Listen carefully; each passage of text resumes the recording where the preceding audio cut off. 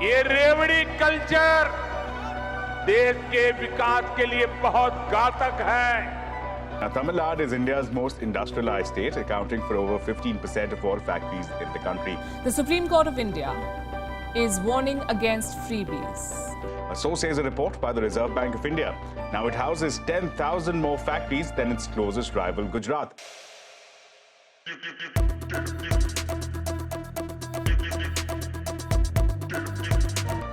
That DMK and Congress have no real agenda to talk about.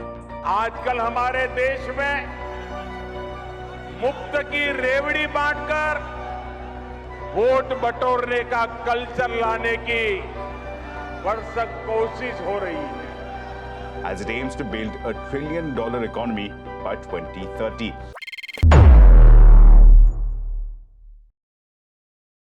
नमस्कार, मैं बालाजी पांडे।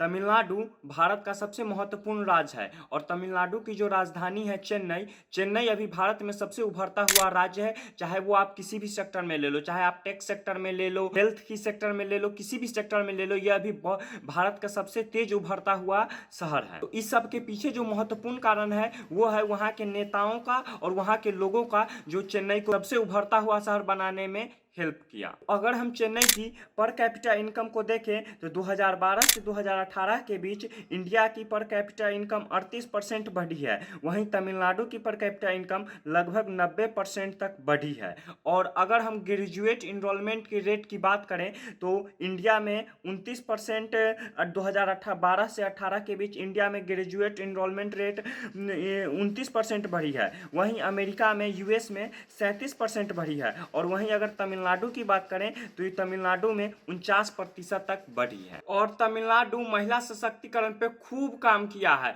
जिससे तमिलनाडु में वुमेन पार्टिसिपेशन इन वर्कफोर्स 2012 से 2018 के बीच इंडिया में 19% बढ़ी है। वहीं तमिलनाडु की बात करें तो तमिलनाडु में 38.3% बढ़ी है। तो इस सब के पीछे मुख्य कारण कौन सा है? वहां के नेता ने क्या डिफरेंट अदर सिटी से किया जिससे तमिलनाडु और चेन्नई इतना ग्रो कर रहा है? तो इसका मुख्य कारण है फ्रीवीज। तो जिन लोगों को नहीं पता है, फ्रीवीज का मतलब होता है सरकार के द्वारा वहां के लोगों को मुफ्त में कोई चीज देना। जैसे कि दिल्ली में फ्री कुछ यूनिट तक फ्री बिजली है, वह पानी है, ऐसे ही फ्री की कोई प्रोडक्ट या सर्विस जनता को फ्री में उपलब्ध कराना। जैसे फ्रीवीज में तमिलनाडु में महिलाओं के लिए फ्री में बस की सुविधा दी गई, फ्री कलर टेलीविजन दिया गया, फ्री में स्कूल बैग दिया गया। तो आप लोगों के मन में आ रहा होगा कि ये फ्रीवीज का शुरुआत आखिर कब से हुआ था? तो पहली बार 2006 में डीएमके ने वो तमिलनाडु में कलर टेलीविजन बांटा था। और इस सबको देखते हुए 2006 में बिहार के मुख्यमंत्री श्री नीतीश कुमार ने लड़कियों को साइकिल दिया था स्कूल पढ़ने जाने के लिए। और इसी साइकिल योजना को देखते हुए 2008 में ओडिशा की सरकार ने लड़कियों को स्कूल जाने के लिए साइकिल दिया। और जब 2013 में पहली बार दिल्ली में आम आदमी की सरकार बनी थी तो कुछ यूनिट तक फ्री में बिजली दिया गया था, फ्री में एजुकेशन दिया गया था, फ्री में पानी दिया गया था, और यहाँ तक कि कुछ हद तक हेल्थ की फैसिलिटी भी फ्री में उपलब्ध कराई गई। तो इस पर तमिलनाडु गवर्नमेंट के खिलाफ सुप्रीम कोर्ट में एक पिटीशन फाइल करी गई थी और उसमें कहा गया था कि ये फ्रीवीज नहीं, ये वोटर को रिश्वत दे रही है सरकार। तो इस पर कुछ लोगों ने कहा कि जनता के टैक्स के पैसे से जो देश में समाज में निचले स्तर के लोग हैं उन लोगों को हेल्प करना, इसमें रिश्वत कैसे आपको नजर आ रहा है? तो आप लोगों के मन में आ रहा होगा कि प्रधानमंत्री जी जो बोलते हैं रेवड़ी कल्चर बहुत ही घातक है देश के लिए, तो इसका मतलब क्या बीजेपी फ्रीवीज नहीं बांटता है? तो प्रधानमंत्री के भाषण सुन के आप भ्रम में नहीं रहिए, बीजेपी भी फ्रीवीज दे रही है। रानी लक्ष्मीबाई योजना के तहत लड़कियों को स्कूटर दिया गया, होली के अवसर पर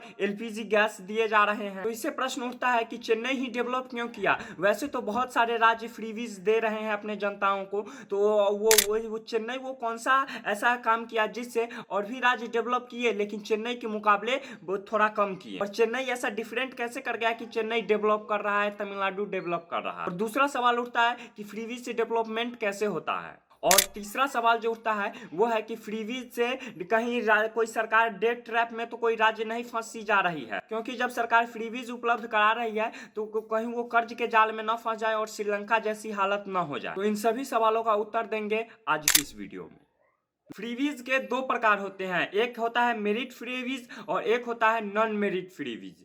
लेकिन सबसे पहले मैं आपको बता देता हूं नॉन मेरिट फ्रीबीज क्या होता है। तो इसका एक एग्जांपल है, पंजाब में किसानों को फ्री में बिजली दिया गया। तो ये आप लोगों को मन में आ रहा होगा कि ये नॉन मेरिट फ्रीबीज कैसे हो गया, किसानों को अगर फ्री में बिजली दे रही है सरकार तो ये अच्छा ही है, इसमें बुराई क्या है। लेकिन सरकार ये सोच के दे रही है कि फ्री में बिजली किसानों को, इससे वो बिजली पे पैसा कम खर्चा करेंगे, वहां सिंचाई पर खर्चा कम करेंगे और उससे अच्छा बीज खरीदेंगे जिससे ओवरऑल पैदावार अच्छी होगी। तो ये सोच के गवर्नमेंट ने पंजाब में किसानों को फ्री में बिजली दी। लेकिन इसका जमीनी स्तर पे परिणाम यह हुआ कि लोग फ्री में बिजली जब मिला तो वो बिना काम के ही खेत में बोरिंग खुला छोड़ देते थे, जिससे पंजाब के खेतों में अधिक सिंचाई के कारण आर्सेनिक का संकेंद्रण बढ़ा है। और दूसरा नॉन मेरिट फ्रीबीज का एग्जाम्पल है 8 ग्राम सोना, जिसे जयललिता ने तमिलनाडु के महिलाओं को दिया था। अब बात करते हैं कि मेरिट फ्रीबीज क्या होते हैं। तो मेरिट फ्रीबीज में हो गया फ्री में शिक्षा, फ्री में बिजली, फ्री में पानी, फ्री में कलर टीवी। तो एक एग्जांपल लेते हैं कि एजुकेशन को ओवरऑल फ्री बनाने से गवर्नमेंट को कैसे फायदा पहुंचेगा। तो कोई एक लड़का है ए और वो बहुत गरीब परिवार से आता है, वो एजुकेशन अफोर्ड नहीं कर सकता है लेकिन पढ़ने में वो बहुत तेज है। अब उस पर गवर्नमेंट फ्री एजुकेशन देके उसको पढ़ाएगी और वो बच्चा उस फ्री एजुकेशन से पढ़ के कुछ बन जाएगा या फिर कोई अच्छी सैलरी पैकेज पर उसकी प्लेसमेंट हो जाएगी कोई अच्छी कंपनी में, तो वो एक टैक्स पेइंग सिटीजन बन गया। और जब ओवरऑल वो टैक्स पे करेगा उससे सरकार को भी फायदा पहुंचेगा।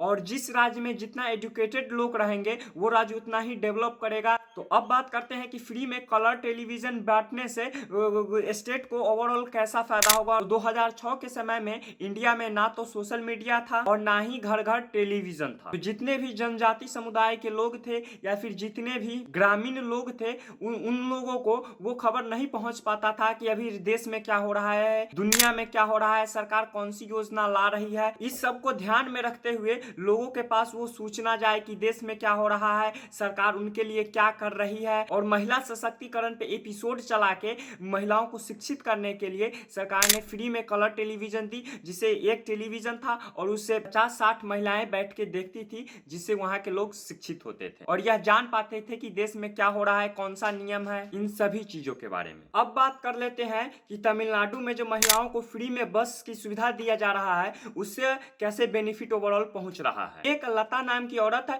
वो तमिलनाडु के एक शहर में सेल्स वुमेन का काम करती है और जब से यह फ्री बस का सुविधा आया है तब से वो 1000 रुपये प्रति महीना बचाने लग रही है और वो 1000 रुपये का वो उपयोग अपने बच्चे के अच्छे से एजुकेशन में, अच्छे किताब में वो खर्च कर रही है। दूसरा एक कहानी है रुक्मणी का, जो 23 साल की है और उसके पति एक्सपायर हो चुके हैं। और महिलाओं के लिए जो फ्री बस की सुविधा है इससे वो महीना में 5000 रुपये तक सेव कर पाती है और इस 5000 का वो उपयोग अपने बच्चे के अच्छे शिक्षा पे और अच्छे भोजन पे वो खर्च करती है। तो अब बात करते हैं कि चेन्नई ही डेवलप कैसे किया। तो चेन्नई में इंडस्ट्रियल ग्रोथ के कारण वहां पे छोटे छोटे बहुत सारे सभी सेक्टर के वहां पे कंपनी है, जिससे स्टार्टअप वहीं जाना चाहते हैं क्योंकि चेन्नई का मैन्युफैक्चरिंग सेक्टर बहुत ही मैच्योर हो चुका है उन छोटे छोटे कंपनियों के द्वारा। और वहां जो छोटे छोटे मैन्युफैक्चरिंग के सेक्टर बैठ गए हैं उसका कारण है फ्रीबीज, क्योंकि वहां जो एजुकेशन को फ्री बनाया गया है जिससे गरीब के बच्चे भी पढ़ पाए। और जैसे जो फ्री में जो बस की सुविधा है जिससे वो महिला अपने बच्चों के एजुकेशन पे खर्च करती है, जिससे वहां के बच्चे एजुकेट हो गए,